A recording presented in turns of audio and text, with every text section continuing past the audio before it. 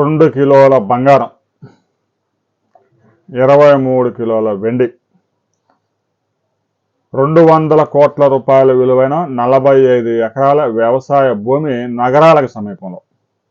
ఇక కమర్షియల్ కాంప్లెక్స్లు 50 కోట్ల రూపాయల విలువైన కమర్షియల్ కాంప్లెక్స్, ప్రతి నెల 50 లక్షల అద్దె వచ్చే కమర్షియల్ కాంప్లెక్స్. ఇక విల్లాలు 14 కోట్ల రూపాయల విలువైన విల్లా ఫ్లాట్స్, అపార్ట్మెంట్ ఫ్లాట్స్, ఒక్కొక్కటి 3 కోట్లు 4 కోట్ల అపార్ట్మెంట్ ఫ్లాట్స్ 14. ఇక ఓపెన్ ప్లాట్స్ ఒక 15. ఈ విధంగా మొత్తం ఆస్తులు మార్కెట్ విలువ 500 కోట్లు.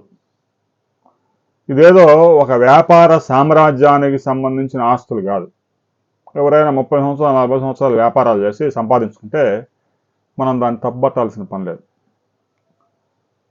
ఒక అధికారి, ప్రభుత్వంలో పనిచేస్తున్న ఒక అధికారి సరే నెలకు 3 లక్షల జీతం వేసుకున్నా కూడా ఆయన సర్వీసులో చేరంగానే 3 లక్షల జీతం ఉండదుగా. సర్వీస్ పెరిగి ఎప్పుడో 25 సంవత్సరాలు సర్వీస్ చేసిన తర్వాత ఒక 3 లక్షలు 3,50,000, అది అన్ని డిపార్ట్మెంట్స్ కాదు, ఆర్టీసీ లాంటిది కాదు.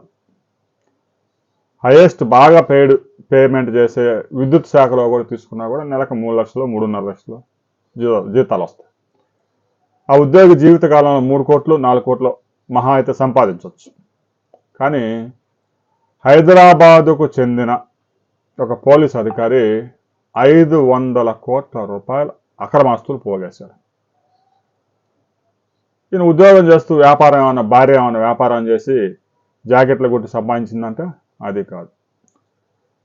డిఎస్పీగా పనిచేస్తున్న ఒక వ్యక్తి అతని దగ్గరకు వచ్చిన సెటిల్మెంట్లని, అంటే మామూలుగా అయితే ఎవరన్నా నా భూమి ఆక్రమించారనో నా స్థలం ఆక్రమించారనో పోలీస్ స్టేషన్కి వెళ్తే ఇది సివిల్ డిస్ప్యూట్, కోర్టులో తెలుసుకోవాలి, ఇది మా వద్ద అవ్వదు, మీరు తనుకొని పొడుచుకుంటే అప్పుడు రండి ఆ కేసు పెడదాం, ఈ కేసు అయితే మీరు కోర్టుకు వెళ్ళాల్సిందని చెప్తారు.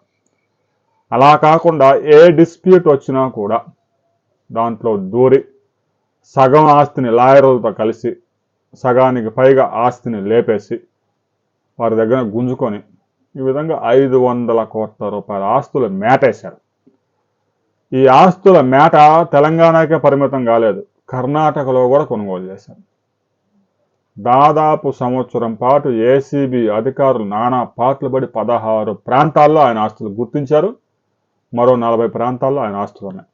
20 బృందాలు 200 మంది ఏసీబీ అధికారులు దాడి చేస్తే ఒక తిమింగలం దొరికింది.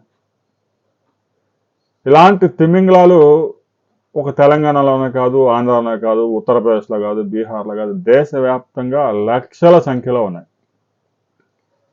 భారతదేశం పేద దేశం కాదు, పేదలు ఎక్కువగా నివసిస్తున్న దేశం. ఇలాంటి తిమింగలం, ఒక్కో తిమింగలాన్ని పేదలకు పంచితే 500 కుటుంబాలు పేదరికంలోంచి బయటపడతాయి. ఇలాంటి తిమింగలాలు లక్షల సంఖ్యలో ఉన్నాయి. నాడు బ్రిటిషుడు దోచుకుపోయాడని మనం చరిత్రలో చదువుకున్నాం, కానీ స్వాతంత్రం వచ్చిన తర్వాత వాడికన్నా ఎక్కువగా దోచుకుంటుంది ఎవరు అనే విషయాన్ని ప్రతి ఒక్కరూ కామెంట్ చేయండి. భారతదేశానికి అవినీతి అనే భూతం పట్టింది.